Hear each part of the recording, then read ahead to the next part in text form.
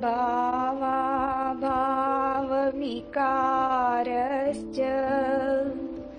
स्वभावातिति निश्चयी निर्विकारो गतक्लेश सुखेन एव उपशाम्यति।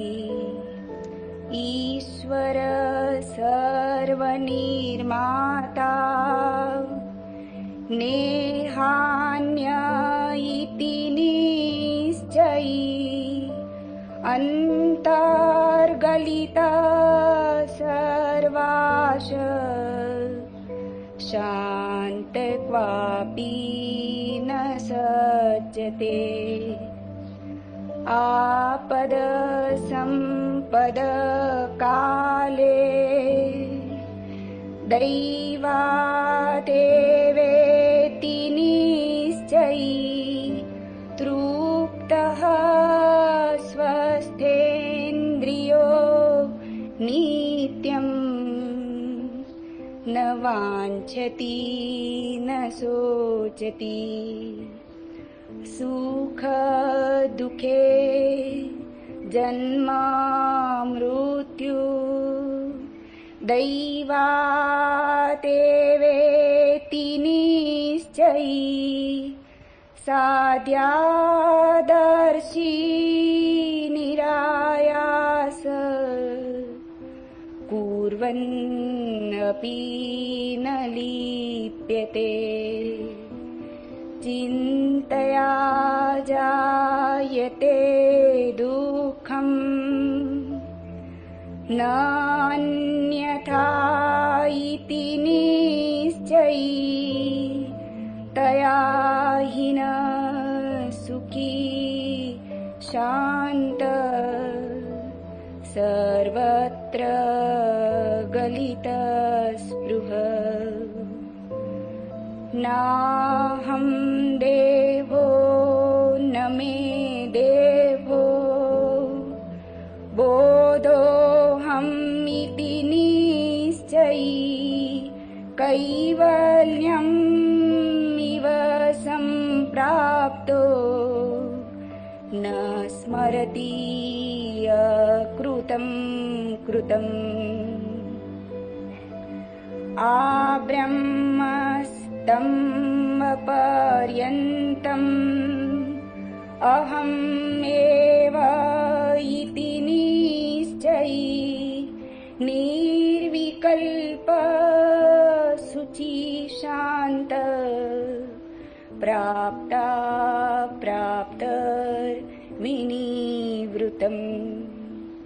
नानाश्चर्यम् इदं विश्वम् न किञ्चिदिति निश्चयी निर्वासन स्फूर्तिमात्रो न किञ्चिदिव शाम्यति।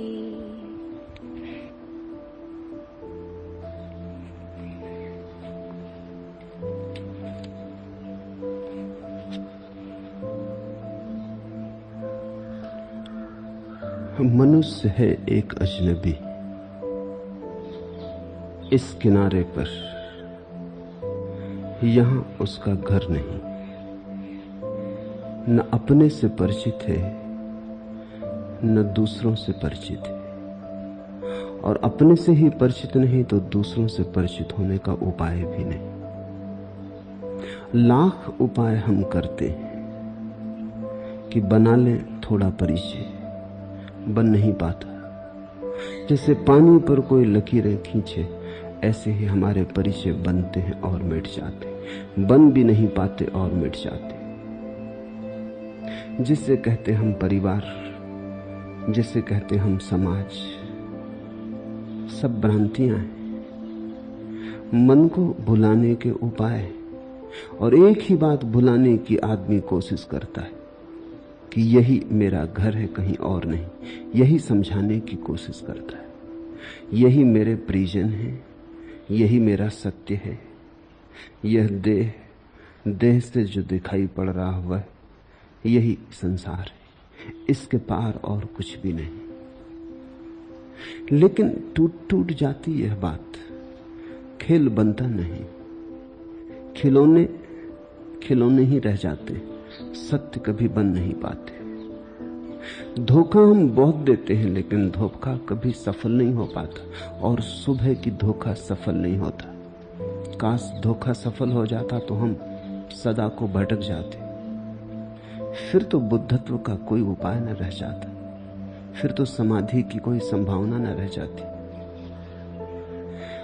लाख उपाय करके भी टूट जाते हैं, इसलिए बड़ी चिंता पैदा होती, बड़ा संताप होता। मानते हो पत्नी मेरी है और जानते हो भीतर से कि मेरी हो कैसे सकेगी। मानते हो बेटा मेरा है लेकिन जानते हो किसी तल पर गहराई में कि सब मेरा तेरा सपना है। तो झुठला लेते हो, समझा लेते हो, सांत्वना कर लेते हो, लेकिन भीतर उबलती रहती आग, और भीतर एक बात तीर की तरह चुभी ही रहती है कि न मुझे मेरा पता है न मुझे औरों का पता है। इस अजनबी जगह घर बनाया कैसे जा सकता है। जिस व्यक्ति को ये बोध आने लगा कि ये जगह ही अजनबी है, यहां परिचय हो नहीं सकता, हम किसी और देश के वासी हैं, जैसे ही ये बोध जगने लगा और तुमने हिम्मत की और तुमने यहां के भूल भुलावे में अपने को भटकाने के उपाय छोड़ दिए और तुम जागने लगे पार के प्रति, वो जो दूसरा किनारा है, वो जो बहुत दूर कुहासे में छिपा किनारा है, उसकी पुकार तुम्हें सुनाई पड़ने लगी तो तुम्हारे जीवन में रूपांतरण शुरू हो जाता है। धर्म ऐसी ही क्रांति का नाम है। ये खाड़ियां, ये उदासी, यहां न बांधो नाव, ये और देश है साथी, यहां न बांधो नाव। दगा करेंगे मनाजिर किनारे दरिया के, सफर ही में है भलाई, यहां न बांधो नाव। फलक गवाह कि जलथल यहां है डमाडोल, जमी खिलाफ है भाई, यहां न बांधो नाव। यहां की आबो हवा में है और ही बुबास, ये सर जमी है पराई, यहां न बांधो नाव। डुबो न दे हमें ये गीत कुर्बे साहिल के, जो दे रहे हैं सुनाई, यहां न बांधो नाव। जो बेड़े आए थे इस घाट तक, अभी उनकी खबर कहीं से न आई, यहां न बांधो नाव। रहे हैं जिनसे सनासा ये आसमां वो नहीं, ये वो जमी नहीं भाई, यहां न बांधो नाव। यहां की खाक से हम भी मुसाम रखते हैं, वफा की बू नहीं आई, यहां न बांधो नाव। जो सर जमीन अजल से हमें बुलाती है, वो सामने नजर आई, यहां न बांधो नाव। सवादे साहिले मकसूद आ रहा है नजर, ठहरने में है तबाही, यहां न बांधो नाव। जहां जहां भी हमें साहिलों ने ललचाया, सदा फिराक की आई, यहां न बांधो नाव। किनारा मनमोहक तो है, यह सपनों जैसा सुंदर है। बड़े आकर्षण है यहां, अन्यथा इतने लोग भटकते ना। अनंत लोग भटकते हैं। कुछ गहरी सम्मोहन की क्षमता है इस किनारे में। इतने लोग भटकते हैं, अकारण ही ना भटकते होंगे। कुछ लुभाता होगा मन को, कुछ पकड़ लेता होगा। कभी कभार कोई एक अष्टावक्र होता है, कभी कोई जागता, अधिक लोग तो सोए सोए सपना देखते रहते। इन सपनों में जरूर कुछ नशा होगा, इतना तो तय है। और नशा गहरा होगा कि जगाने वाले आते हैं, जगाने की चेष्टा करते हैं, चले जाते हैं, और आदमी करवट बदल के फिर अपनी नींद में खो जाता है। आदमी जगाने वालों को भी धोखा दे जाता है। आदमी जगाने वालों से भी नींद का नया इंतजाम कर लेता है, उनकी वाणी से भी सामक औषधियां बना लेता है। बुद्ध जगाने आते हैं, तुम अपनी नींद को ही, अपनी नींद में ही बुद्ध को सुन लेते हो। नींद में और सपनों में तुम बुद्ध की वाणी को विकृत कर लेते हो। तुम मन चाहे अर्थ निकाल लेते हो, तुम अपने भाव डाल देते हो। जो बुद्ध ने कहा था वो तो सुन ही नहीं पाते, जो तुम सुनना चाहते थे वही सुन लेते हो, फिर करवट लेके तुम सो जाते हो। तो बुद्धत्व भी तुम्हारी नींद में ही डूब जाता है, तुम उसे भी डुबा लेते हो। लेकिन कितने ही मनमोहक हों सपने, चिंता नहीं मिटती, कांटा चुभता जाता है, सालता है, पीड़ा घनी होती जाती। देखो लोगों के चेहरे, देखो लोगों के अंतरतम में घाव ही घाव है। खूब मलहम पट्टी की है लेकिन घाव मिटे नहीं। घाव के ऊपर फूल भी सजा लिए तो भी घाव मिटे नहीं। फूल रख लेने से घावों पर घाव मिटते भी नहीं। अपने में ही देखो, सब उपाय कर तुमने देखे, जो तुम कर सकते थे कर लिया है, हार गए हो बार बार, फिर भी एक जाग नहीं आती कि कहीं ऐसा तो नहीं है कि जो हम कर रहे हैं वो हो ही नहीं सकता। अपरिचित अपरिचित ही रहेगा। अगर परिचय बनाना हो तो अपने से बना लो, और कोई परिचय संभव नहीं है। दूसरे से परिचय हो ही नहीं सकता। एक ही परिचय संभव है, अपने से, क्योंकि दूसरे के भीतर तुम जाओगे कैसे? और अभी तो तुम अपने भीतर भी नहीं गए, अभी तो तुमने भीतर जाने की कला भी नहीं सीखी, अभी तो तुम अपने भी अंतरतम की सीढ़ियां नहीं उतरे, अभी तो तुमने अपने कुएं में ही नहीं झांका, अपने ही जल स्रोत में नहीं डूबे, तुमने अपने ही केंद्र को नहीं खोजा, तो दूसरे को तो तुम देखोगे कैसे? दूसरे को तुम उतना ही देख पाओगे जितना तुम अपने को देखते हो। अगर तुमने माना कि तुम शरीर हो तो दूसरे तुम्हें शरीर से ज्यादा नहीं मालूम पड़ेंगे। अगर तुमने माना कि तुम मन हो तो दूसरे तुम्हें मन से ज्यादा नहीं मालूम पड़ेंगे। यदि तुमने कभी जाना कि तुम आत्मा हो तो ही तुम्हें दूसरे में भी आत्मा की किरण का आभास होगा। हम दूसरे में उतना ही देख सकते हैं, उसी सीमा तक जितना हमने स्वयं में देख लिया। हम दूसरे की किताब तभी पढ़ सकते हैं जब हमने अपनी किताब पढ़ ली। कम से कम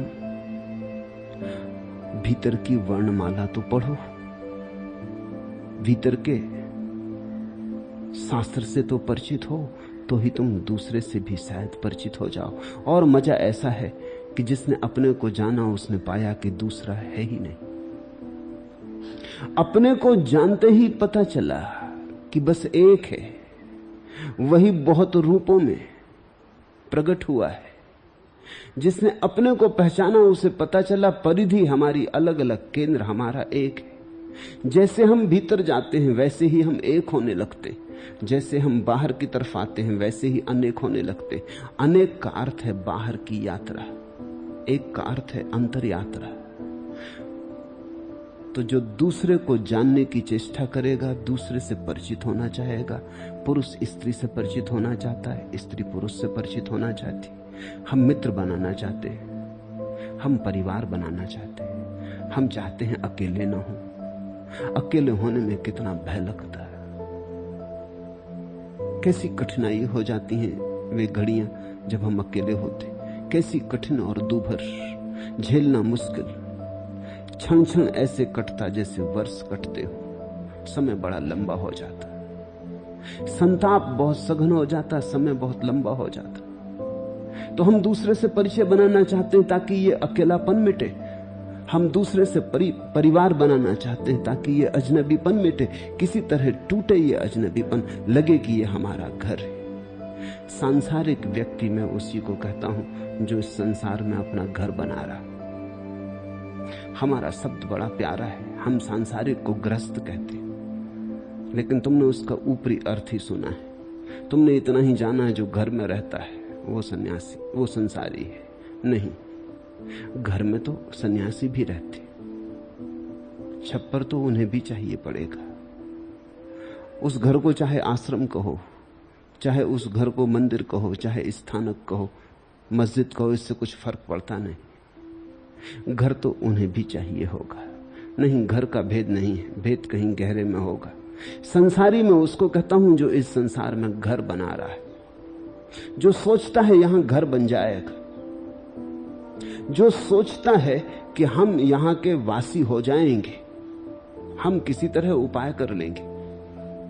और सन्यासी वही है जिससे ये बात समझ में आ गई, यहां घर बनता ही नहीं। जैसे 2 और 2 5 नहीं होते, ऐसे उसे बात समझ में आ गई कि यहां घर बनता ही नहीं। तुम बनाओ, गिर जाता है।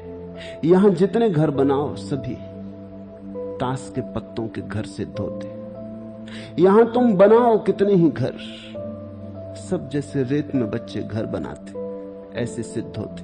हवा का झोंका आया नहीं कि गए, ऐसे मौत का झोंका आता है, सब विसर्जित हो जाता है। यहां घर कोई बना नहीं पाया।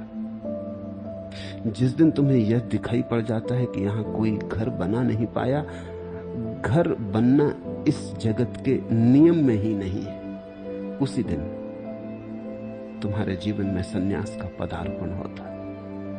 उसी दिन तुम्हारे जीवन में उस दूसरे किनारे की गहन अभिप्सा जागती, एक पुकार उठती, एक अहिर्निश खिंचाव, एक चुनौती।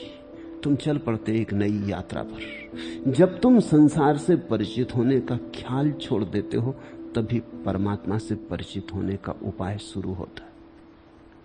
जब तुम ये भूल ही जाते हो कि दूसरा अपना हो सकता है, तब तुम अपने भीतर उतरने लगते, क्योंकि अब और कोई जगह ना रही जहां घर बनाए।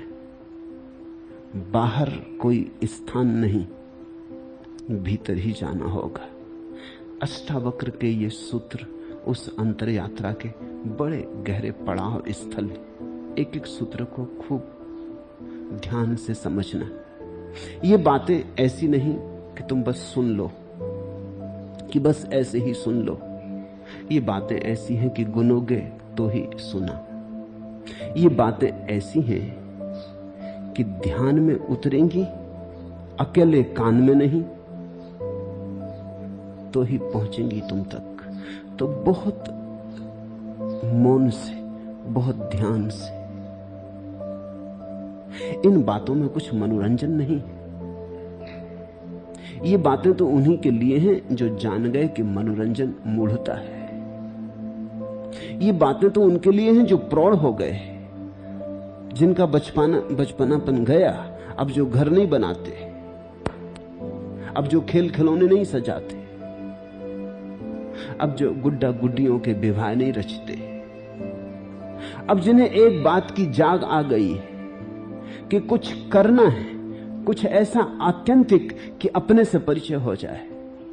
अपने से परिचय हो तो चिंता मिटे, अपने से परिचय हो तो दूसरा किनारा मिले, अपने से परिचय हो तो सबसे परिचय होने का द्वार खुल जाए।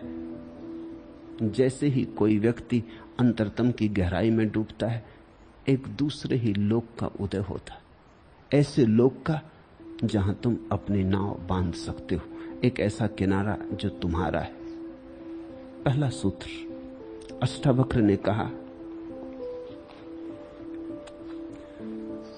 भाव और अभाव का विकार स्वभाव से होता है।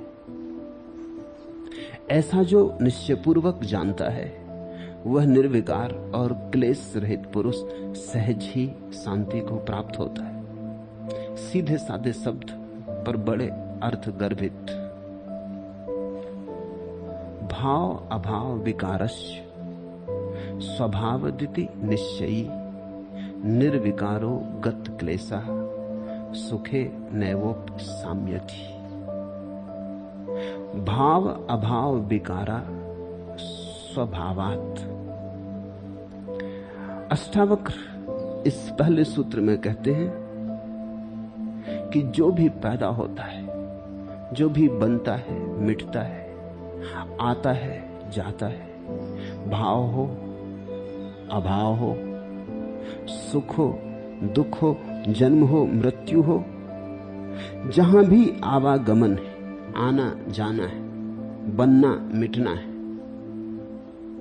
समझना वहां प्रकृति का खेल है।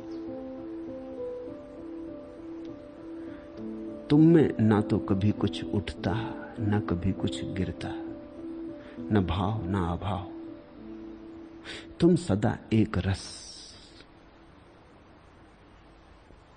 तुम्हारे होने में कभी कोई परिवर्तन नहीं, सब परिवर्तन बाहर है, तुम शाश्वत सनातन।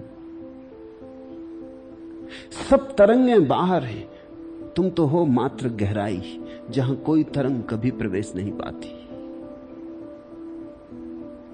तुम मात्र दृष्टा हो परिवर्तन के। भूख लगी,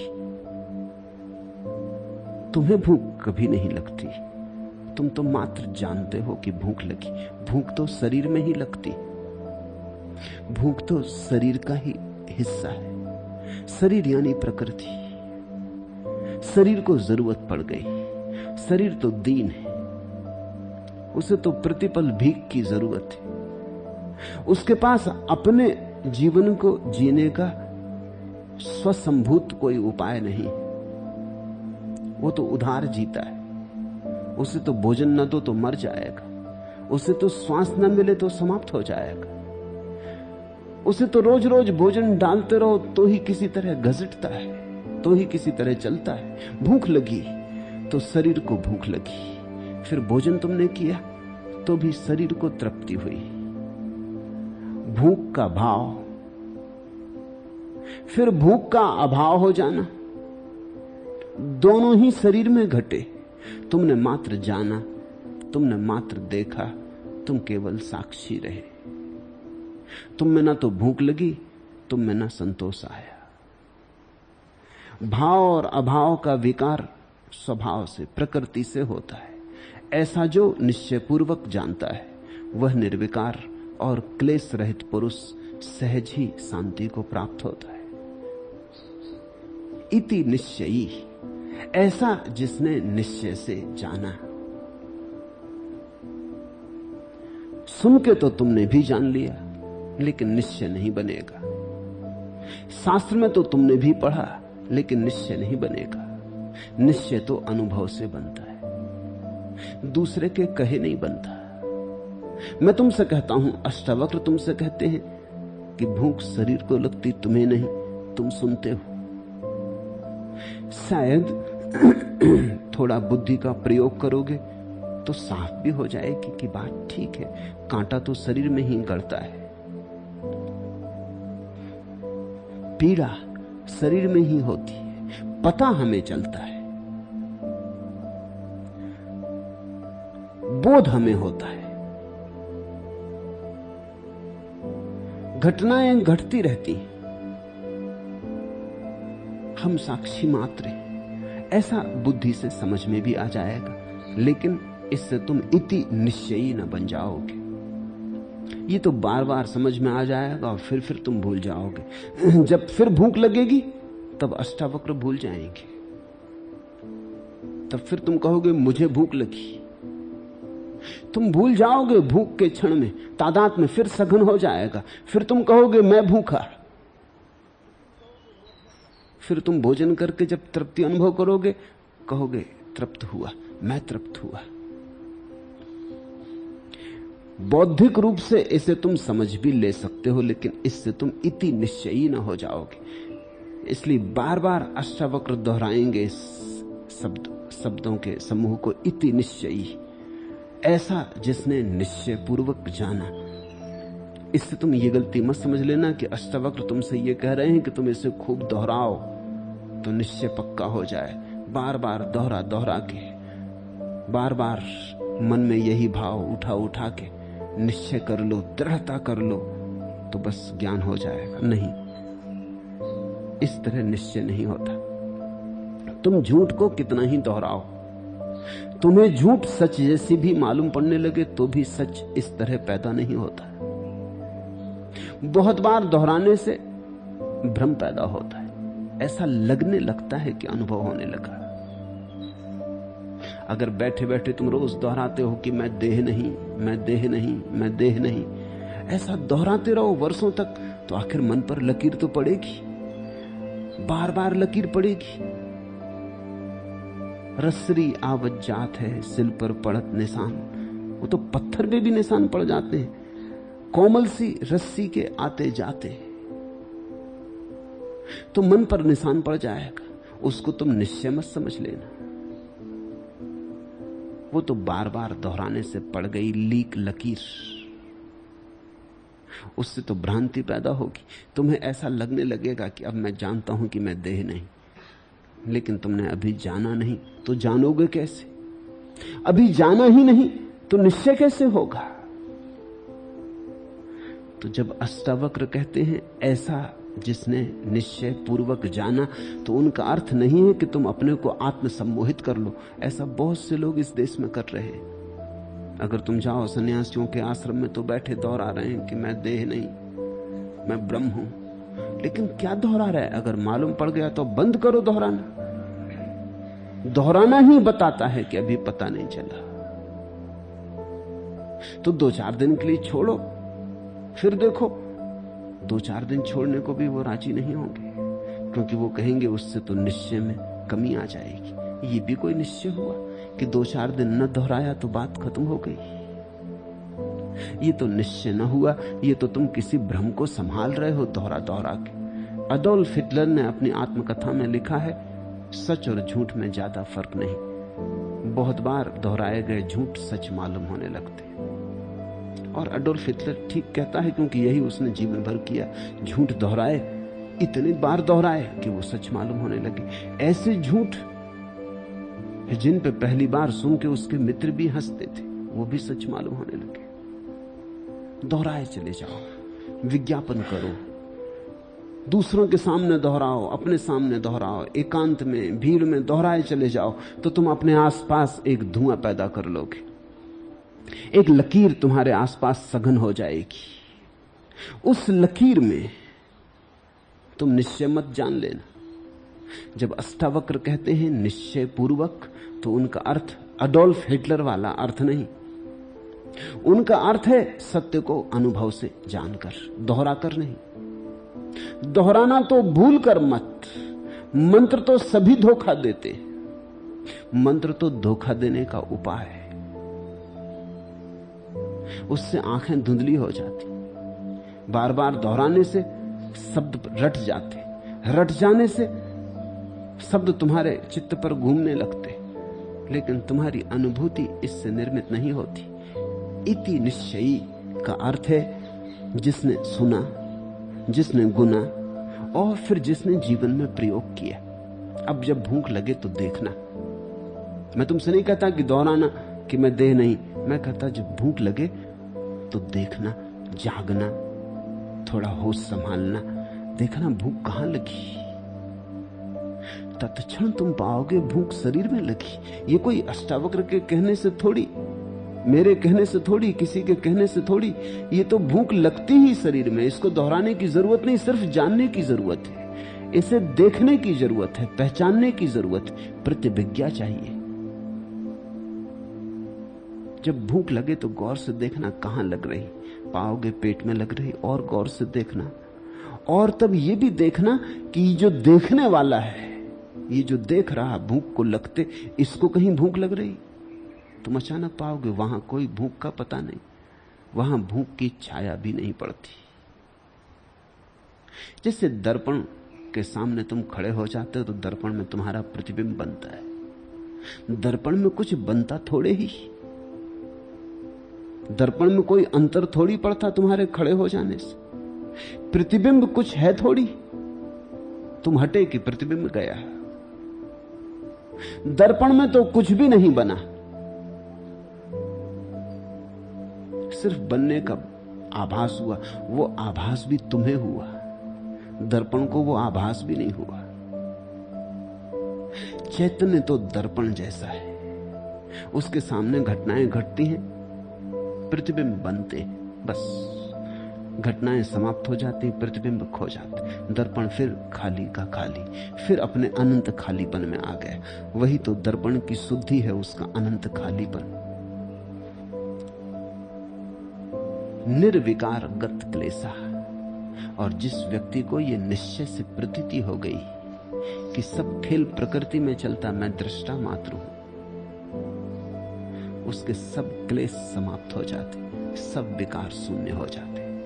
निर्विकार गत क्लेशा, वो विकार शून्य हो जाता और समस्त क्लेश के पार हो जाता, विगत हो जाता। अब उसे कोई क्लेश नहीं हो सकता।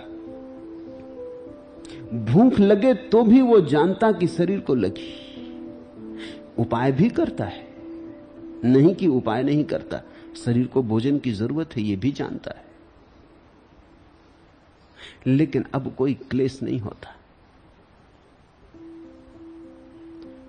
अब दर्पण इस भ्रांति में नहीं पड़ता कि मुझ पर कोई चोट पड़ रही। कांटा लगता है तो ज्ञानी भी कांटा निकालता है।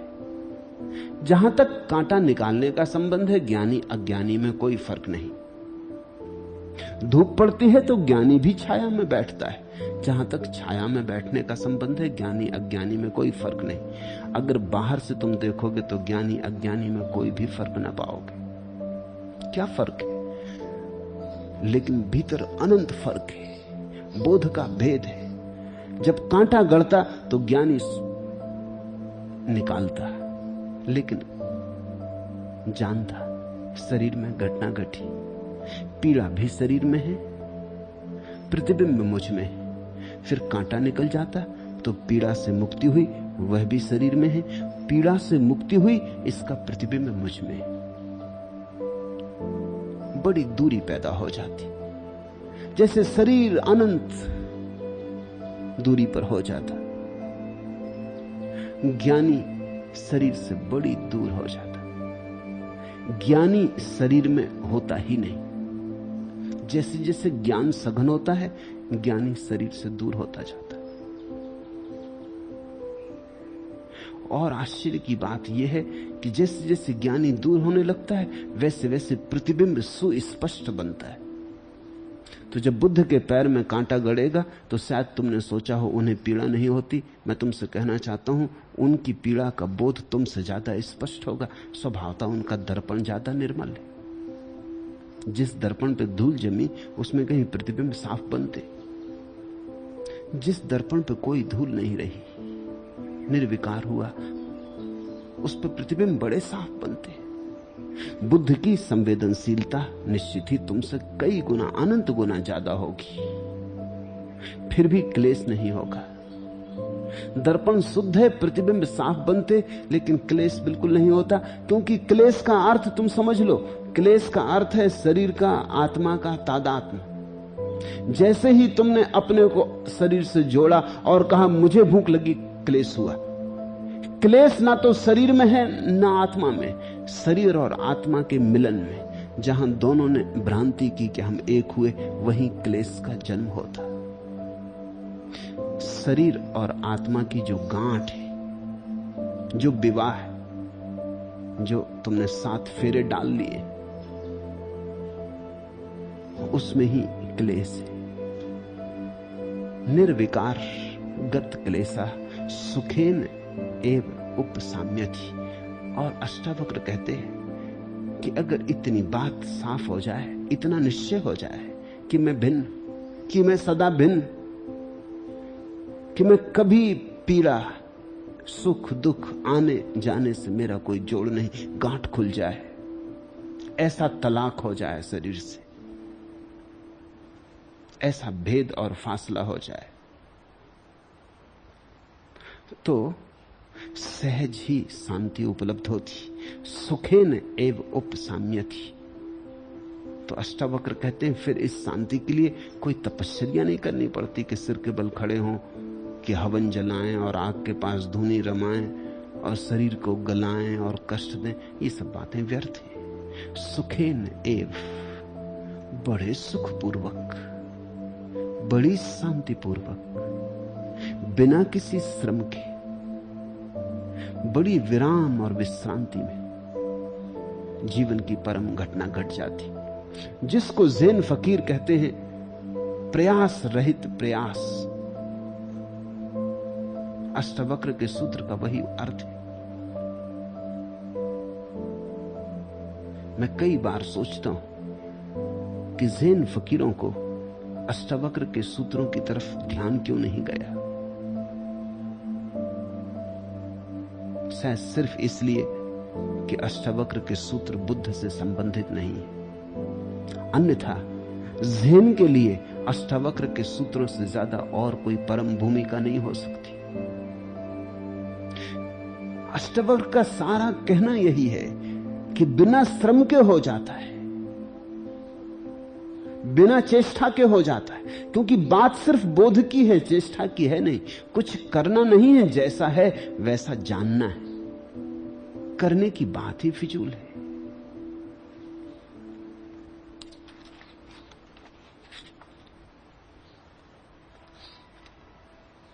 खोजियो, तुम नहीं मानोगे, लेकिन संतों का कहना सही है। जिस घर में हम घूम रहे हैं उससे निकलने का रास्ता नहीं है।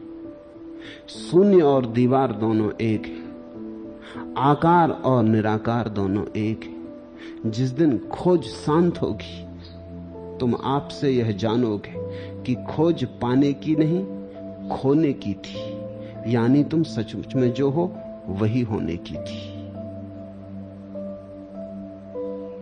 खोजियो, तुम नहीं मानोगे, लेकिन सत्य ऐसा ही है। खोजना नहीं है, तुम उसे लिए ही बैठे हो। कहीं जाना नहीं है, तुम उसके साथ ही पैदा हुए हो। सत्य तुम्हारा स्वभाव सिद्ध अधिकार है। तुम चाहो तो भी उसे छोड़ नहीं सकते। तुम चाहो भी कि उसे गंवा दें तो गंवा नहीं सकते, क्योंकि तुम ही वही हो। कैसे गंवाओगे? कहां तुम जाओगे? जहां तुम जाओगे सत्य तुम्हारे साथ होगा। ये कहना ही ठीक नहीं कि सत्य तुम्हारे साथ होगा, क्योंकि इससे लगता है जैसे दो हैं। तुम सत्य हो, तत्वमसि, तुम वही हो। तो छोड़ोगे कैसे? भागोगे कैसे? बचोगे कैसे? चले जाओ गहनतम नरक में, अंधकार से अंधकार में, क्या फर्क पड़ेगा? तुम ही रहोगे। भटको खूब, भूल जाओ बिल्कुल अपने को। तुम्हारे भूलने से कुछ भी अंतर ना पड़ेगा। तुम ही रहोगे। भूलो कि जागो, तुम ही रहोगे। जिस दिन खोज शांत होगी तुम आपसे आप यह जानोगे कि खोज पाने की नहीं खोने की थी, यानी तुम सचमुच में जो हो वही होने की थी। इसलिए अष्टावक्र कह पाते हैं सुखेन एव उपसाम्यति, बड़े सुखपूर्वक घट जाती क्रांति। पत्ता भी नहीं हिलता और घट जाती क्रांति। श्वास भी नहीं बदलनी पड़ती, पैर भी नहीं उठाना पड़ता, कहीं गए बिना आ जाती मंजिल। क्योंकि मंजिल तुम अपने भीतर लिए चल रहे हो। तुम्हारा घर तुम्हारे भीतर है, वो दूसरा किनारा तुम्हारे भीतर है। एक है किनारा तुम्हारे बाहर और एक है किनारा तुम्हारे भीतर। तुम्हारे भीतर और बाहर, इन दो किनारों के बीच प्रवाह है परमात्मा का। जब तुम बाहर की तरफ देखने में बिल्कुल बंध जाते हो तो एक किनारा ही रह जाता हाथ में। तब सब अन्य मालूम होते, सब भिन्न मालूम होते। जब तुम दूसरे किनारे से परिचित हो जाते हो तब सभी अनन्य मालूम होते। तब कोई भी भिन्न नहीं मालूम होता, सभी अभिन्न मालूम होते।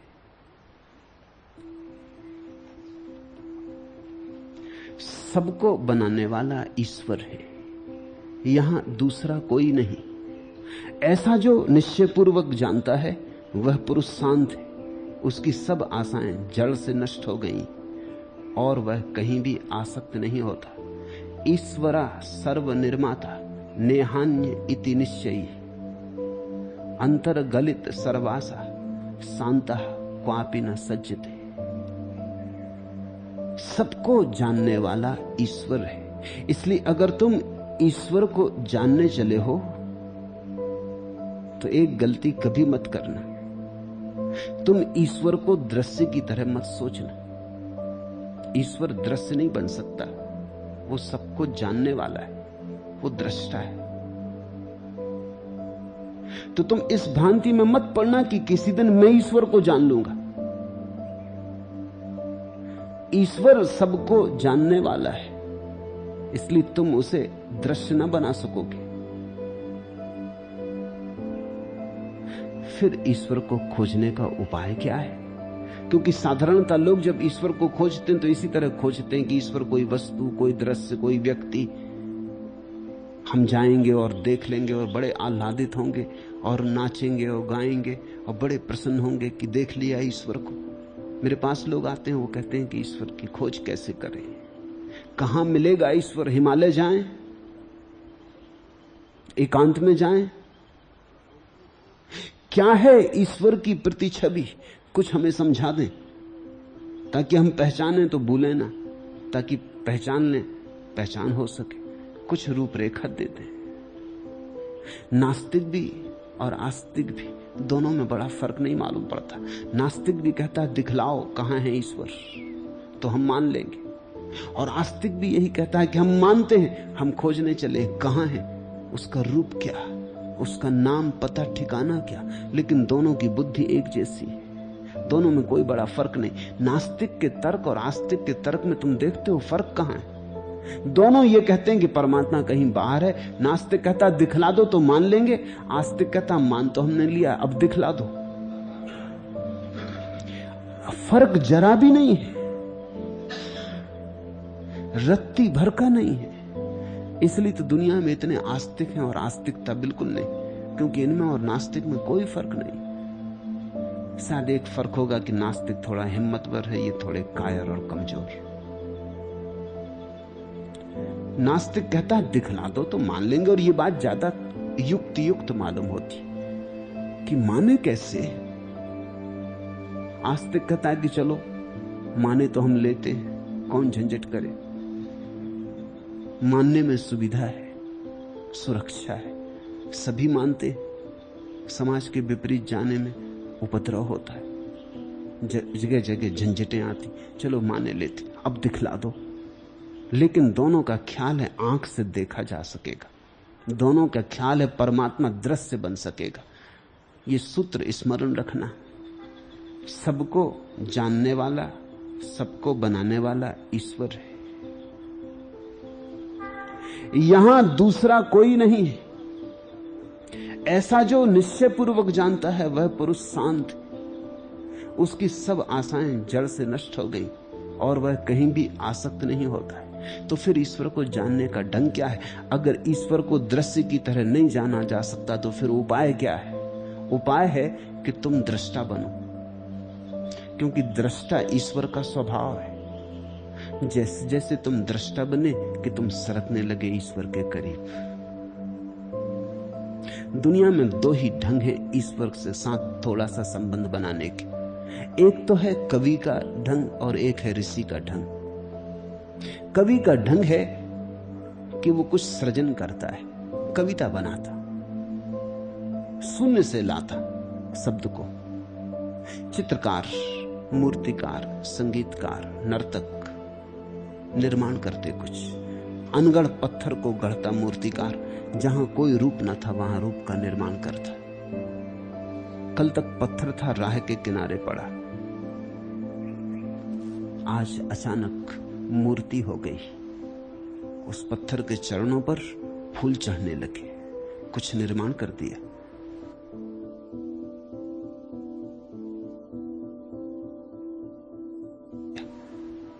कहते हैं माइकलएंजेलो निकल रहा था एक रास्ते से और उसने किनारे पर पड़ा हुआ एक पत्थर देखा। पास ही पत्थर वाले की दुकान थी। उसने पूछा, ये पत्थर कई सालों से पड़ा देखता हूं। उसने कहा, इसका कोई खरीदार नहीं, बहुत अनगढ़ है। माइकलेंजेलो ने कहा मैं इसे खरीद लेता हूं। उस पत्थर से माइकलेंजेलो ने ईसा की बड़ी सुंदर प्रतिमा निकाली। जब प्रतिमा बन गई तो वो पत्थर की दुकान वाला भी देखने आया। उसने कहा चमत्कार है, क्योंकि ये पत्थर मैं भी नहीं मानता था कि बिकेगा। ये तुमने क्या किया, कैसा जादू? माइकलेंजेलो ने कहा मैंने कुछ किया नहीं, मैं जब निकल रहा था तो इस पत्थर में छिपे हुए जीसस ने मुझे पुकारा और कहा मुझे छोड़ाओ, मुझे मुक्त करो, तुम ही कर सकोगे। मैं बंधे बंधे बहुत दिन हो गए इस पत्थर में, तो जो व्यर्थ हिस्सा था वो मैंने अलग कर दिया, मैंने कुछ किया नहीं। लेकिन एक अनूठी कृति निर्मित हो गई अनगढ़ पत्थर से। जब माइकलेंजेलो जैसा मूर्तिकार एक अनगढ़ पत्थर को एक मूर्ति में बना डालता है तो ईश्वर के करीब होने का थोड़ा सा अनुभव होता है, क्योंकि सृष्टा हुआ। जब कोई नर्तक एक नृत्य को जन्म देता है और उस नृत्य में डूब जाता है तो थोड़ी सी ईश्वर की झलक मिलती, क्योंकि ऐसा ही ईश्वर अपनी सृष्टि में डूब गया है और नाच में लीन हो गया है। जब कोई कवि एक गीत को ले आता भीतर के शून्य से पकड़ के, बड़ा कठिन है लाना, शब्द छूट छूट जाते, शून्य पकड़ में आता नहीं, लेकिन बांध लाता किसी तरह धागों में शब्दों के, भाषा के। और जब गीत का जन्म होता है तो उसके चेहरे पर जो आनंद की आभा है, वैसी ही आनंद की आभा ईश्वर ने जब सृष्टि बनाई होगी तो उसके चेहरे पर रही होगी। ख्याल रखना, ना तो कोई ईश्वर है ना कोई चेहरा है।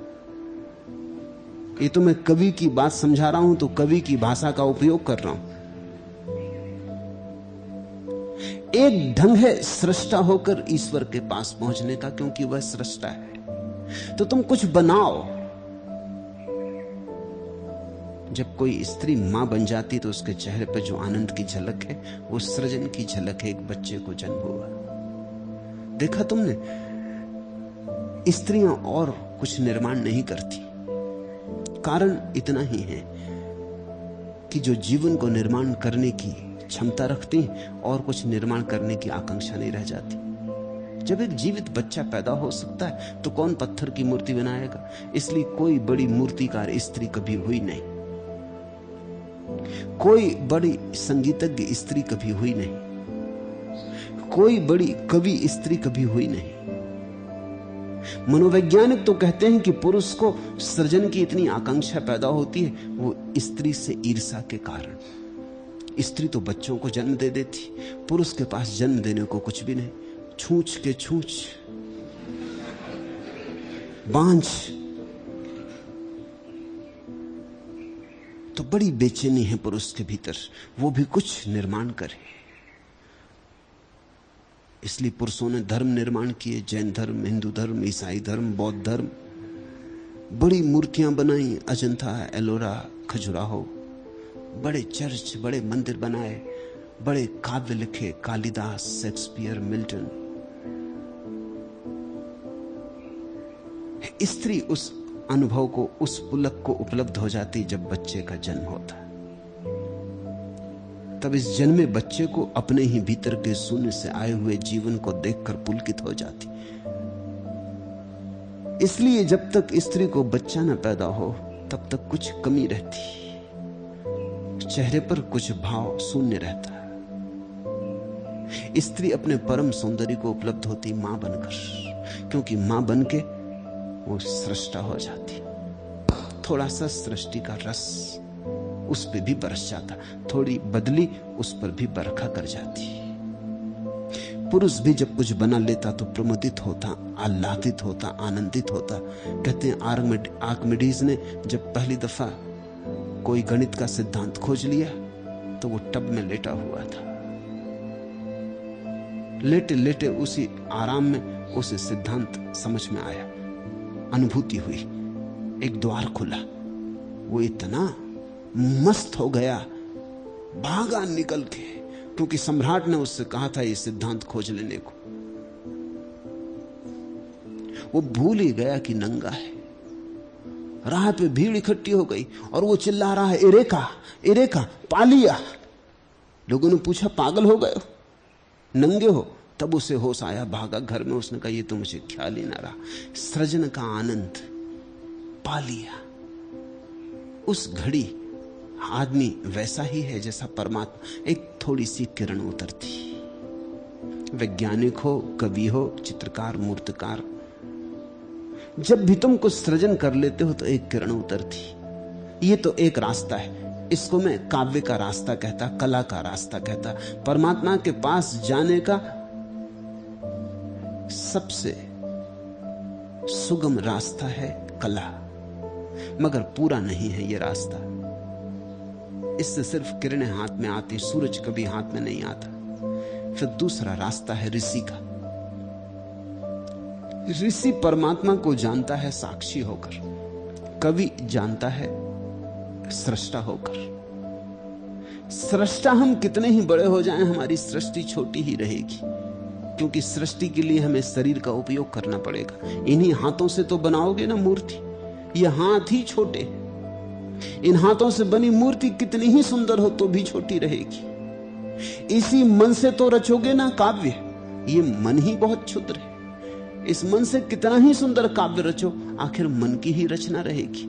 तो थोड़ी सी किरण तो उतरेगी, लेकिन पूरा परमात्मा नहीं ख्याल में आएगा। साक्षी, साक्षी में ना तो शरीर की जरूरत है ना मन की जरूरत है, तो सब सीमाएं छूट गई। शुद्ध ब्रह्म जो तुम्हारे भीतर छिपा है उसका सीधा साक्षात्कार हुआ।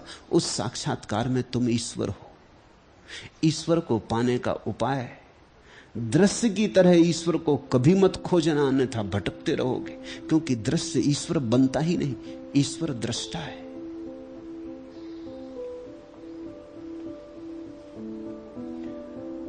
सबको बनाने वाला, सबको जानने वाला ईश्वर है, यहां दूसरा कोई नहीं। ऐसा जो निश्चय पूर्वक जानता है वह पुरुष शांत है। फिर कैसी अशांति? जब एक ही है फिर कैसी अशांति? द्वंद्व ना रहा, द्वैत ना रहा, दुविधा ना रही, दुई ना रही, फिर कैसी अशांति? कलह करने का उपाय ना रहा। तुम ही तुम हो, मैं ही हूं, एक ही है।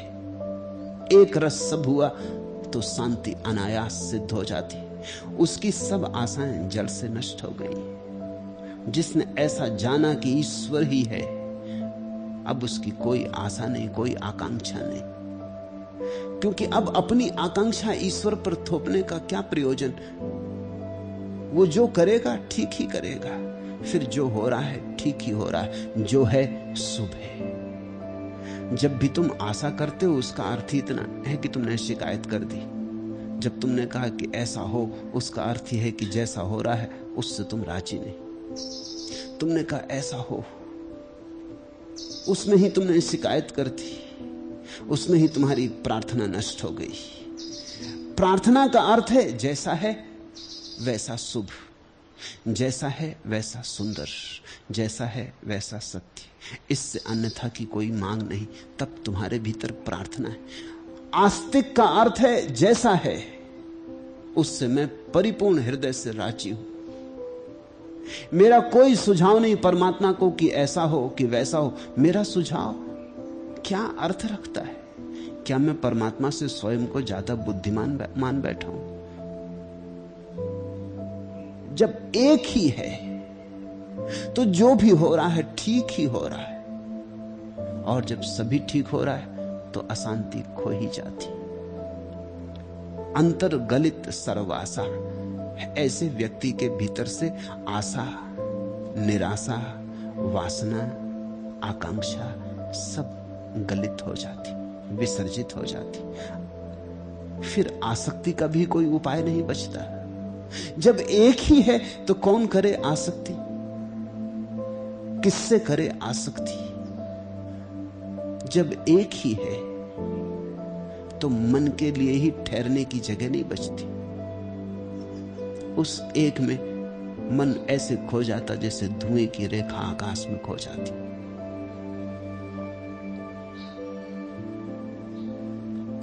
मूल फूल को पूछता रहा, ऊपर कुछ पता चला? फूल मूल को पूछता रहा, नीचे कुछ सुराग मिला? लेकिन फूल और मूल एक ही। वो जो नीचे चली गई है जड़ गहरे अंधेरे में, पृथ्वी के गहन गर्भ में, और वो जो फूल आकाश में उठा है और खिला है हवाओं में, गंध को बिखेरता, सूरज की किरणों में नाचता, ये दो नहीं।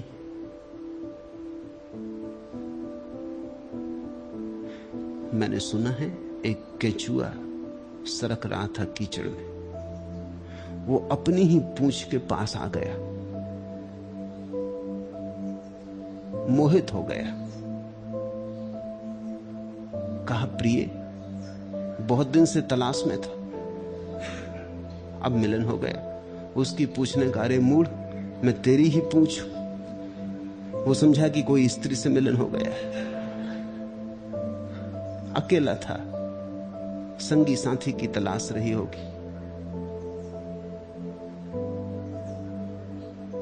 मूल फूल को पूछ रहा, फूल मूल को पूछ रहा, दोनों एक है। कौन किससे पूछे, कौन किसको उत्तर दे? विपत्ति और संपत्ति दैव योग से ही अपने समय पर आती। ऐसा जो निश्चयपूर्वक जानता है वह सदा संतुष्ट और स्वस्थ इंद्रिय हुआ न इच्छा करता है न शोक करता है। आपदा संपदा काले दैवा देवेति निश्चयी तृप्ता स्वस्थ इंद्रियो नित्यम न वांछति न सोचती।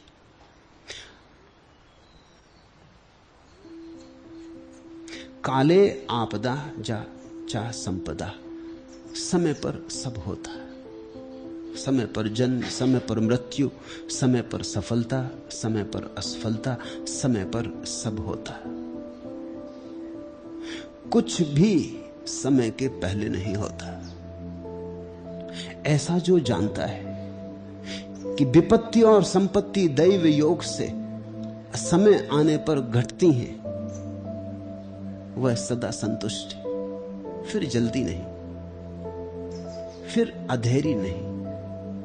जब समय होगा फसल पकेगी, काट लेंगे। जब सुबह होगा सूरज निकलेगा तो सूरज के दर्शन करेंगे, धूप से लेंगे। जब रात होगी विश्राम करेंगे, आराम करेंगे। सब छोड़ छाड़ डूब जाएंगे निद्रा में। सब अपने से हो रहा है और सब अपने समय पर हो रहा है। अशांति तब पैदा होती है जब हम समय के पहले कुछ मांगने लगते हैं। हम कहते हैं जल्दी हो जाए। इसलिए तुम देखते हो पश्चिम में लोग ज्यादा अशांत, पूरब में कम। हालांकि पूरब में होने चाहिए ज्यादा, क्योंकि दुख यहां ज्यादा, धन की यहां कमी, भूख यहां, अकाल यहां, हजार हजार बीमारियां यहां, सब तरह की पीड़ाएं यहां। पश्चिम में सब सुविधाएं, सब सुख, वैज्ञानिक तकनीकी विकास, फिर भी पश्चिम में लोग दुखी, पूरब में लोग सुखी ना हो पर दुखी नहीं। मामला क्या है? एक बात पूरब ने समझ ली। एक बात पूरब को समझ में आ गई है कि सब होता अपने समय पर होता है, हमारे किए क्या होगा। तो पूरब में एक प्रतीक्षा है, एक धैर्यपूर्ण प्रतीक्षा है, इसलिए तनाव नहीं। फिर पश्चिम में धारणा है कि एक ही जन्म है, ये 70-80 साल का जन्म, फिर गए सो गए। तो जल्दबाजी भी है, 70-80 साल में सब कुछ कर लेना। इसमें आधी जिंदगी तो ऐसे सोने में, खाने पीने में बीत जाती, नौकरी करने कमाने में बीत जाती। ऐसे मुश्किल से थोड़े से दिन बचते हैं भोगने को, तो भोग लो। गहरी आतुरता है, हाथ कहीं खाली ना रह जाए। समय बीता जाता, समय की धार भागी चली जा रही, तो भागो, तेजी करो, जल्दी करो। और कितनी ही जल्दी करो, कुछ खास परिणाम नहीं होता। जल्दी करने से और देरी हो जाती। अभी मैं आंकड़े पढ़ता था न्यूयॉर्क में जब कारें नहीं चलती थी तो आदमी की गति जितनी थी उतनी ही 50 साल के बाद फिर हो गई। और इतनी कारें, गति उतनी की उतनी हो गई, क्योंकि अब कारें सड़क पे इतनी हो गई। तुम पैदल जितनी देर में दफ्तर पहुंच सकते हो उससे ज्यादा देर लगने लगी कार में पहुंचने में। ये बड़े मजे की बात हो गई। आदमी ने कार खोजी कि जल्दी पहुंच जाएगा। वो जल्दी पहुंचना तो दूर रहा, क्योंकि जगह जगह ट्रैफिक जाम हो जाता, जगह जगह हजारों कारें अटक जाती। एक आदमी ने प्रयोग किया कि वो पैदल चल के दफ्तर जाए। 1 साल वो पैदल चल के दफ्तर गया और 1 साल कार से दफ्तर गया। वो बड़ा चकित हुआ, हिसाब बराबर हो गए, एक ही बराबर। जितनी देर कार से लगी पहुंचने में उतनी ही देर पैदल चल के पहुंचने में लगी। और पैदल चल के जो स्वास्थ्य को फायदा हुआ वो अलग, और कार में जाने से जो पेट्रोल का खर्चा हुआ सो अलग।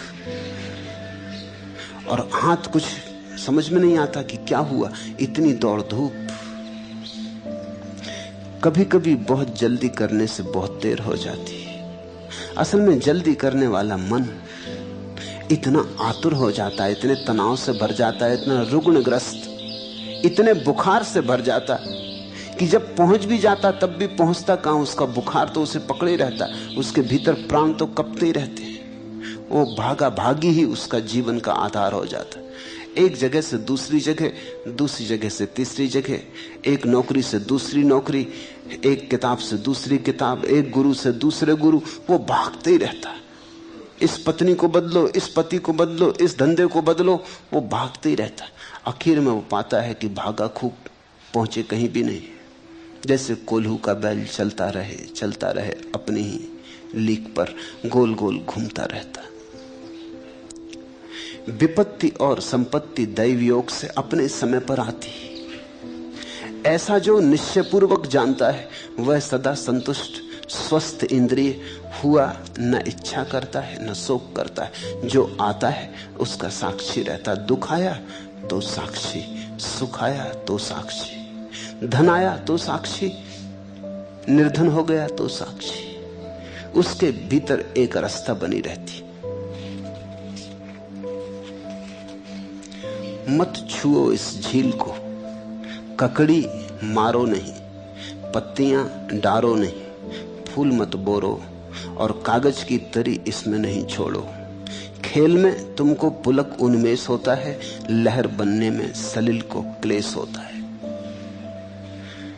पर हम डालते जाते कंकड़ियां वासनाओं की, आकांक्षाओं की, फेंकते चट्टाने, कंकड़ियां दूर, फेंकते चट्टाने महत आकांक्षाओं, महत्वाकांक्षाओं की। झील कपती रहती, सलिल को बहुत क्लेश होता है।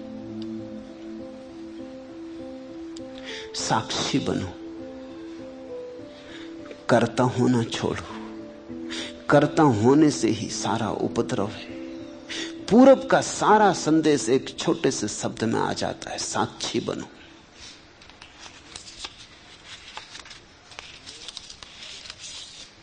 मेरा जीवन सबका साखी। कितनी बार दिवस बीता है, कितनी बार निशा बीती है, कितनी बार तिमिर जीता है, कितनी बार ज्योति जीती है। मेरा जीवन सबका साखी। कितनी बार सृष्टि जागी है, कितनी बार प्रलय सोया है, कितनी बार हंसा है जीवन, कितनी बार विवश रोया है। मेरा जीवन सबका साखी। देखते चलो, रमो मत किसी में, रुको मत कहीं, अटको मत कहीं, देखते चलो। जो आए कोई भाव मत बनाओ, बुरा भला मत सोचो। जो आए, जैसा आए, जो लहर उठे, देखते चलो। और धीरे धीरे तुम पाओगे देखने वाला ही शेष रह गया, सब लहरें चली गई, सलिल शांत हुआ। उस परम शांति के क्षण में सत्य का साक्षात्कार है।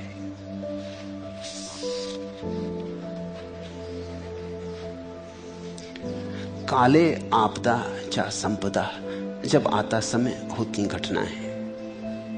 दैवात एव, ऐसा प्रभु मर्जी से। इति निश्चयी, ऐसा जिसने जाना अनुभव से। नित्यम तृप्ता, सदा तृप्त है। नित्यम तृप्ता, स्वाद लो इस शब्द का। नित्यम तृप्ता, चबाओ इसे, गलाओ इसे, उतर जाने दो हृदय तक। नित्यम तृप्ता, वो सदा तृप्त है। ऐसा व्यक्ति अतृप्ति जानता ही नहीं। अतृप्ति पैदा होती आकांक्षा से। तुम करते आकांक्षा, फिर वैसा नहीं होता तो अतृप्ति पैदा होती। न करो आकांक्षा, न होगी अतृप्ति। न रहेगा बांस, न बजेगी बांसुरी। स्वस्थ इंद्रिया, और ऐसा व्यक्ति स्वयं में स्थित हो जाता, स्वस्थ हो जाता, और उसकी सारी इंद्रियां स्वयं से भीतर की केंद्रीय शक्ति से संचालित होने लगती। अभी तो इंद्रियां तुम्हें चलाती,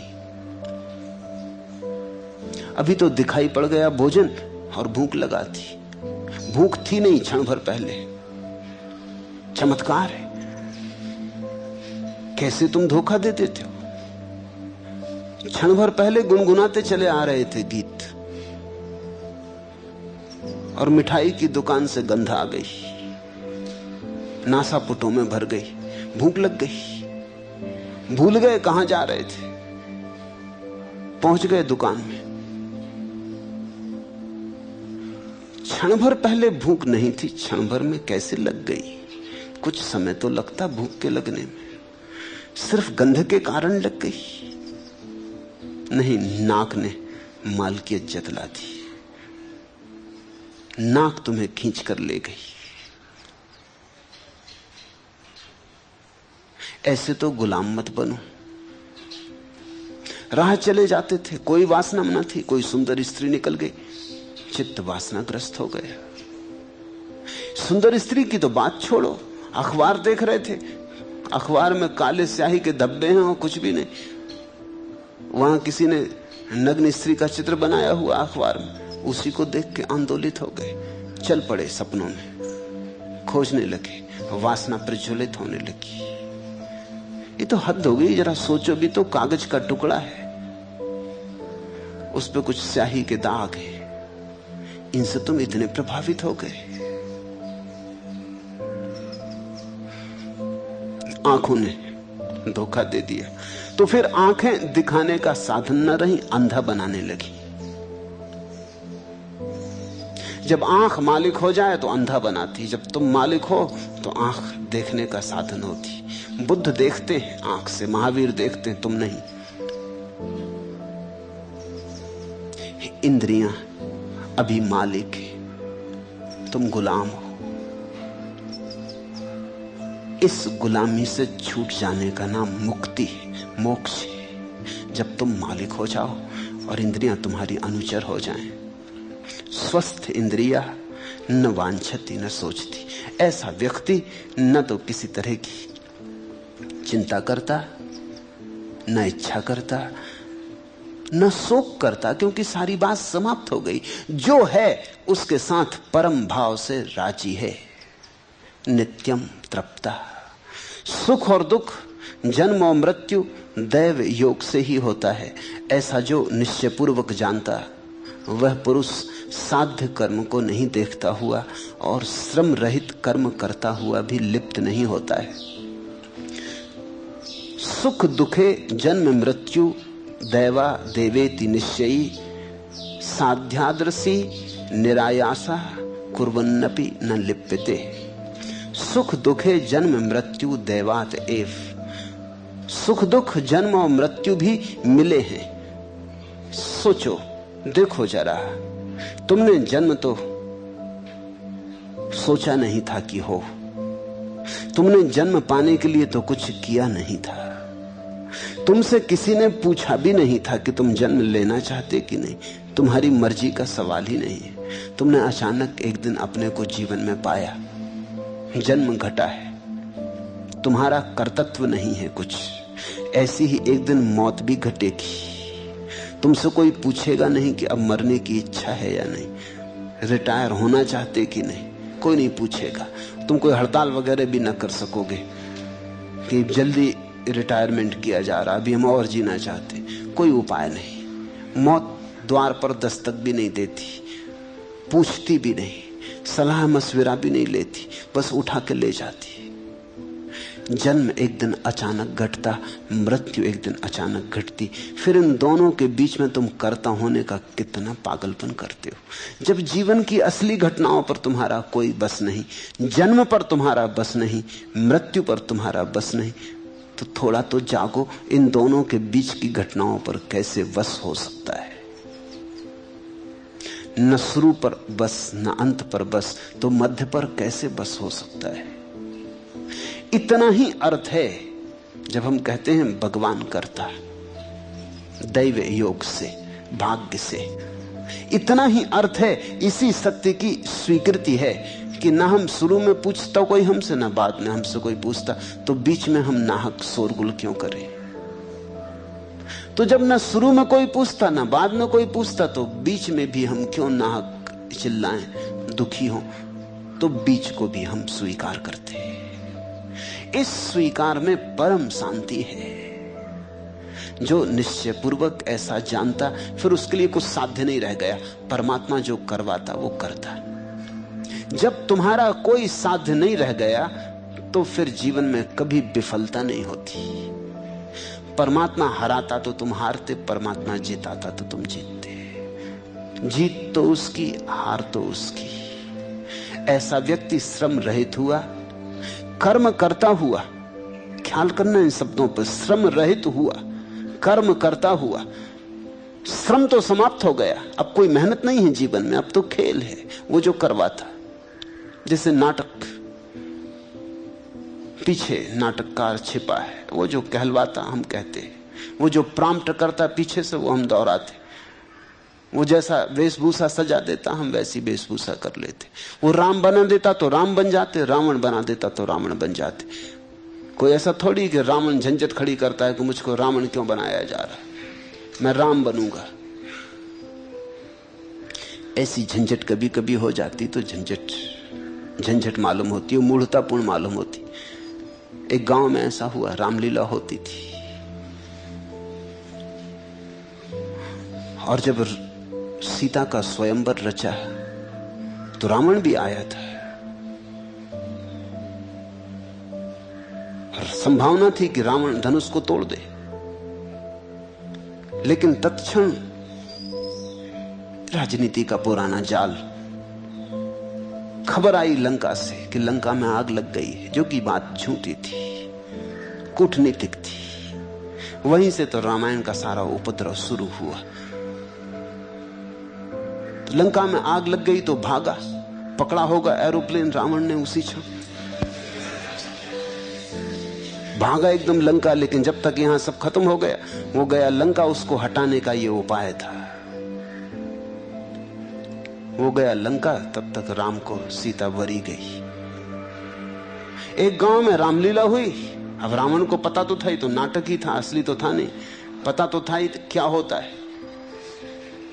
वो कुछ गुस्से में था, मैनेजर के खिलाफ था। वो असल में चाहता था राम बनना, और उसने कहा कि तू रावण बन। उसने कहा अच्छा देख लेंगे, वक्त पे देख लेंगे। जब बाहर गुहार मची स्वयंवर के बाहर कि रावण तेरी लंका में आग लगी, उसने कहा लगी रहने दो, आज तो सीता को वर के ही घर जाएंगे। और उसने उठ के धनुष्बाण तोड़ दिया, धनुष्बाण रामलीला का। अब बड़ी मुश्किल खड़ी हो गई कि अब करना क्या। तो जनक बूढ़ा आदमी, पुराना उस्ताद था, उसने कहा भृत्यो, ये मेरे बच्चों का खेलने का धनुष्बाण कौन उठा लाया? गिराओ पर्दा, असली धनुष सुनाओ। धक्के देकर उस रावण को निकाला, वो निकलता नहीं था। वो कहे कि ले आओ, असली ले आओ।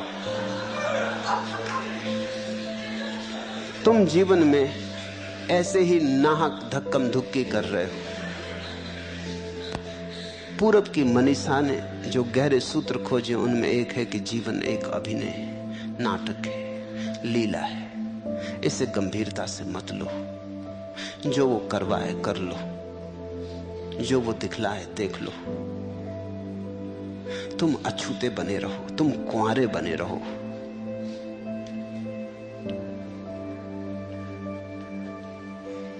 और तब तुम्हारे जीवन में कोई श्रम ना होगा, क्योंकि कोई तनाव ना होगा। कर्म तो होगा, श्रम ना होगा। श्रम ना होगा, कर्म होगा। इसका अर्थ हुआ कर्म तो होगा, कर्ता ना होगा। जब कर्ता होता है तो श्रम होता है, तब चिंता होती। अब कर्ता तो परमात्मा है, हार जीत उसकी है, सफलता असफलता उसकी है। तुम तो सिर्फ एक उपकरण मात्र हो, निमित्त मात्र। सब चिंता खो जाती। इस संसार में चिंता से दुख उत्पन्न होता है, अन्यथा नहीं। ऐसा जो निश्चय पूर्वक जानता है वह सुखी और शांत है, सर्वत्र उसकी स्पृहा गलित है और वह चिंता से मुक्त है। चिंतया जायते दुःखः नान्यथे हेति निश्चयी तया हीना सुखी शांता सर्वत्र गलित स्पृहा। चिंतया दुखम जायते, चिंता से दुख। चिंता पैदा होती कर्ता के भाव से। जैसे ही तुम स्वीकार कर लेते हो कि मैं कर्ता नहीं हूं, फिर कैसी चिंता। चिंता है कर्ता की छाया। तुम चिंता तो छोड़ना चाहते हो, कर्तत्व नहीं छोड़ना चाहते। तुम रहना तो चाहते हो कर्ता, कि दुनिया को दिखा दो कि तुमने ये किया, ये किया, ये किया, कि इतिहास में नाम छोड़ जाओ कि कितना काम तुमने किया। लेकिन तुम चाहते हो चिंता ना हो। यह असंभव कि तुम मांग करते हो। जितना बड़ा तुम्हारा कर्तत्व होगा उतनी ही चिंता होगी। जितना बड़ा तुम्हारा अहंकार होगा उतनी ही तुम्हारी चिंता होगी। निश्चिंत होना हो तो निरअहंकारी हो जाओ। लेकिन निरअहंकारी का अर्थ ही होता है, एक ही अर्थ होता है कि तुम करता मत रहो।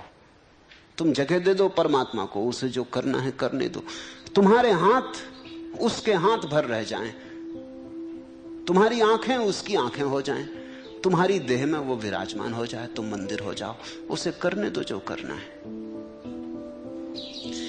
तब तुम्हारे जीवन में एक बड़ा नैसर्गिक सौंदर्य होगा, एक प्रसाद होगा। तुम हार जाओगे तो भी तुम निश्चिंत सो जाओगे। तुम जीत जाओगे तो भी तनाव ना होगा मन में, तो भी तुम निश्चिंत सो जाओगे, क्योंकि तुम अब अपने सिर पर लेते ही नहीं। तुम्हारी हालत ऐसी हो जाएगी जैसे एक छोटा सा बच्चा अपने बाप का हाथ पकड़ के जाता है। जंगल है घना, बीहड़ है, पशु पक्षियों का डर है, बाप चिंतित है, बेटा मस्त है। वो बड़ी मस्त है। जंगल देख के उनके आनंद का ठिकाना नहीं। वो हर चीज के संबंध में प्रश्न पूछ रहा है, ये फूल क्या है, ये पशु पक्षी। शेर भी सामने आ जाए तो बेटा मस्ती से खड़ा रहेगा, उसे क्या फिक्र है, बाप के हाथ में हाथ है। एक जापानी कथा है। एक युवक विवाहित हुआ, अपनी पत्नी को लेके, समुराई था, छत्री था, अपनी पत्नी को लेके नाव में बैठा। दूसरी तरफ उसका गांव था। बड़ा तूफान आया, अंधड़ उठा, नाव डमाडोल होने लगी, डूबने डूबने को होने लगी। पत्नी तो बहुत घबरा गई, मगर युवक शांत रहा। उसकी शांति ऐसी जैसे बुद्ध की प्रतिमा हो। उसकी पत्नी ने कहा, तुम शांत बैठे हो, नाव डूबने को हो रही, मौत करीब है। उस युवक ने झटके से अपनी तलवार बाहर निकाली,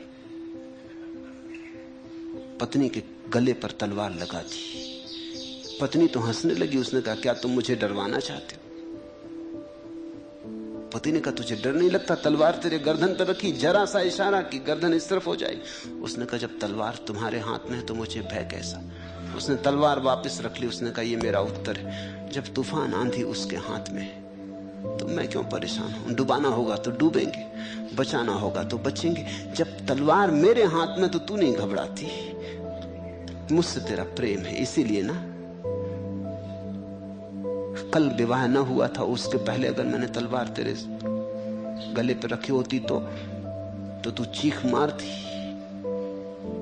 आज तू नहीं घबराती क्योंकि प्रेम का एक सेतु बन गया। ऐसा सेतु मेरे और परमात्मा के बीच है, इसलिए मैं नहीं घबराता हूं। तूफान आए, चलो ठीक, तूफान का मजा लेंगे। डूबेंगे तो डूबने को मजा लेंगे, क्योंकि सब उसके हाथ में है, हम उसके हाथ के बाहर नहीं। फिर चिंता कैसी? चिंत्या दुखम जायते अन्यथा ना। और कोई ढंग से चिंता पैदा नहीं होती, बस चिंता एक ही है कि तुम करता हो। करता हो तो चिंता, चिंता है तो दुख। इति निश्चयी सुखी शांता सर्वत्र गलित स्पृहा। ऐसा जिसने निश्चय पूर्वक जाना, अनुभव से निचोड़ा, वह व्यक्ति सुखी हो जाता, शांत हो जाता, उसकी सारी स्पृहा समाप्त हो जाती।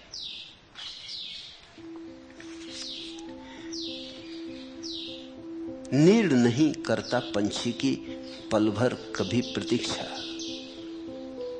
गगन नहीं लिखता पंखों की अच्छी बुरी समीक्षा। दीप नहीं लेता सलभों की कोई अग्नि परीक्षा।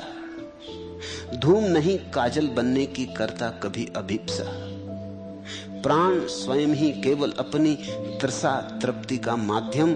तत्व सभी निरपेक्ष अपेक्षा मन का मीठा विभ्रम। तत्व सभी निरपेक्ष अपेक्षा मन का मीठा विभ्रम। भ्रम है, सपना है, ऐसा हो वैसा ना हो जाए, और जैसा होना है वैसा ही होता है। तुम्हारे किए कुछ भी अंतर नहीं पड़ता, रत्ती भर अंतर नहीं पड़ता। तुम नाहक परेशान जरूर हो जाते हो, बस उतना ही अंतर पड़ता है। कभी तुम ऐसे भी तो जी के देखो, कभी अष्टावक्र की बात पर भी तो जी के देखो।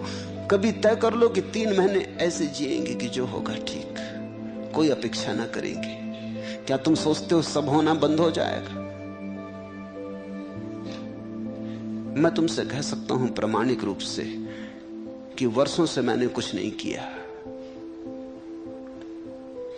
अपने कमरे में अकेला बैठा रहता हूं। जो होना है होता रहता है, होता ही रहता है। एक बार तुम करके देख लो, तुम चकित हो जाओगे। तुम हैरान हो जाओगे कि जन्मों जन्मों से कर कर के परेशान हो गए, और ये तो सब होता ही है। करने वाला जैसे कोई और ही है। सब होता रहता। तुम बीच से हट जाओ, तुम रोड़े मत बनो।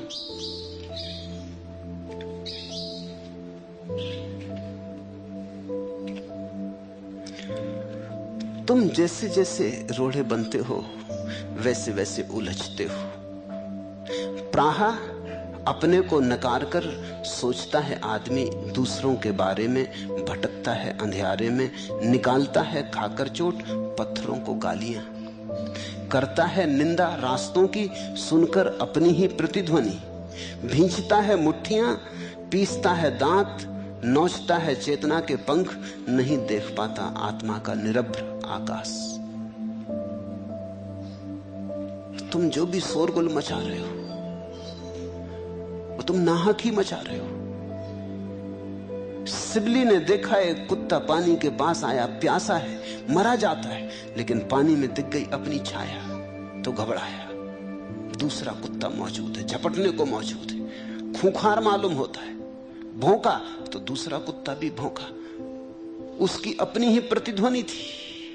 सिबली बैठा देखता रहा और हंसने लगा। उसे सब समझ में आ गया, उसे अपने ही पूरे जीवन का राज समझ में आ गया। पर प्यास ऐसी थी उस कुत्ते की कि कूदना ही पड़ा। आखिर हिम्मत करके गए, छलांग लगा ली। पानी में कूदते ही दूसरा मिट गया। वो दूसरा तो प्रतिबिंब था।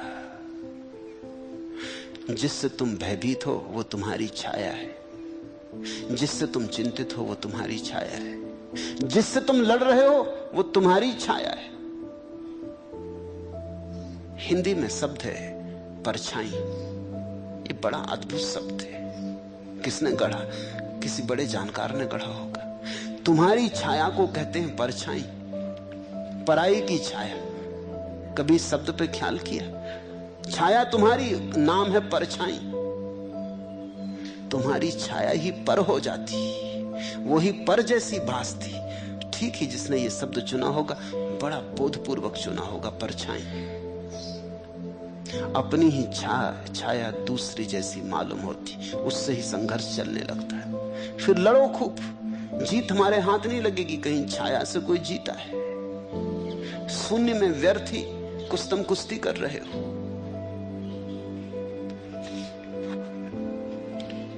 मैं शरीर नहीं हूं, देह मेरी नहीं है, मैं चैतन्य हूं, ऐसा जो निश्चय पूर्वक जानता है वह पुरुष कैवल्य को प्राप्त होता हुआ किए और अनकिए कर्म को स्मरण नहीं करता है।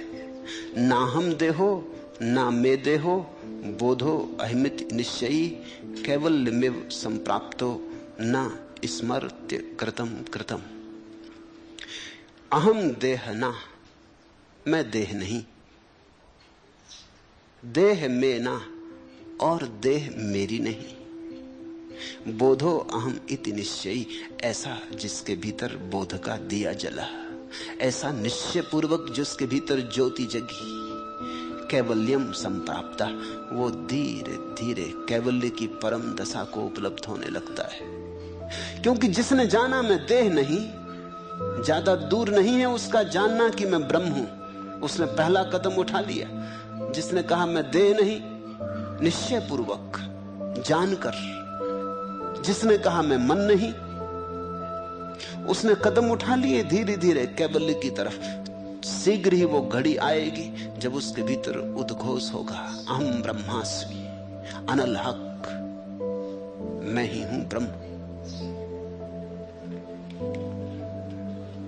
फिर ऐसे व्यक्ति को न तो किए की चिंता होती न अनकिए की चिंता होती। तुमने देखा कभी, तुम उन कर्मों का तो हिसाब रखते ही हो जो तुमने किए, जो तुम नहीं कर पाए उनके लिए भी चिंतित होते। तुमने मूढ़ता का कोई अंत देखा? ये गणित को समझो। कल तुम किसी को गाली नहीं दे पाए, उसकी भी चिंता चलती। दिया होता तो चिंता चलती, समझ में आता है। दे नहीं पाए, मौका चूक गए, अब मिले मौका दोबारा, ना मिले मौका दोबारा, समय वैसा हाथ आए ना आए, अब इसकी चिंता चलती। तुम किए हुए की चिंता करते हो, अनकिए की चिंता करते हो। तुम जो जो नहीं कर पाए जीवन में, वो भी तुम्हारा पीछा करता है। मुल्ला नसरुद्दीन मर रहा था तो मौलवी ने उससे कहा कि अब पश्चाताप करो।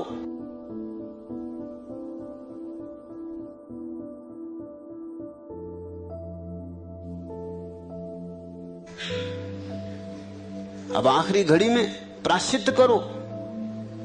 उसने आंख खोली, उसने कहा कि प्रायश्चित ही कर रहे हैं, अब बीच में गड़बड़ मत करो।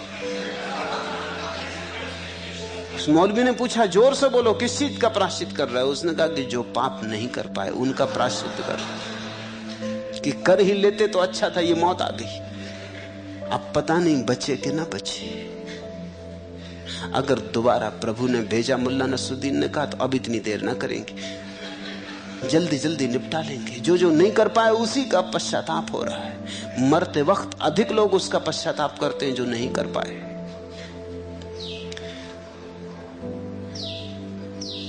ऐसा पुरुष जिसने जाना मैं देह नहीं, मैं मन नहीं, और जिसने पहचानी अपनी भीतर की छवि। अनकिए की तो बात छोड़ो, किए का भी विचार नहीं करता। जो हुआ हुआ, जो नहीं हुआ नहीं हुआ। वो बोझ नहीं ढोता, अतीत को सिर पे लेके नहीं चलता। और जिस व्यक्ति ने अतीत को सिर से उतार कर रख दिया, उसके पंख फैल जाते हैं, वो खुले आकाश में उड़ने लगता है। उस पर जमीन की कशिश का कोई प्रभाव नहीं रह जाता, वो आकाशगामी हो जाता है।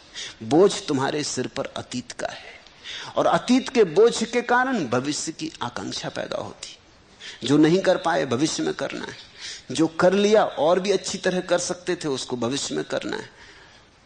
भविष्य क्या है? तुम्हारे अतीत का ही सुधरा हुआ रूप, साजा समारा। और व्यवस्थित किया। अब की बार मौका आएगा तो और अच्छी तरह कर लोगे। अतीत का बोझ जो ढोता है वही भविष्य के पीछे भी दौड़ता रहता। जिसने अतीत को उतार दिया उसका भविष्य भी गया। वह जीता शुद्ध वर्तमान में, और वर्तमान में होना परमात्मा में होना है। ब्रह्म से लेकर तृण पर्यंत मैं ही हूं, ऐसा जो निश्चय पूर्वक जानता है वह निर्विकल्प शुद्ध और शांत और लाभा अलाभ से मुक्त होता है। जिसने जाना कि ब्रह्म से लेकर तृण पर्यंत एक ही जीवन धारा है, एक ही जीवन का खेल है, एक ही जीवन की तरंगे, एक ही सागर की लहरें, जिसने ऐसा पहचान लिया तृण से लेकर ब्रह्म तक, वो निर्विकल्प हो जाता है। फिर किसका भय, फिर कैसी वासना, फिर कैसी अशांति, फिर कैसी अशुद्धि। जब एक ही है तो शुद्ध ही है, फिर कैसा लाभ कैसा अलाभ। अनेक आश्चर्यों वाला यह विश्व कुछ भी नहीं है, अर्थात मिथ्या है।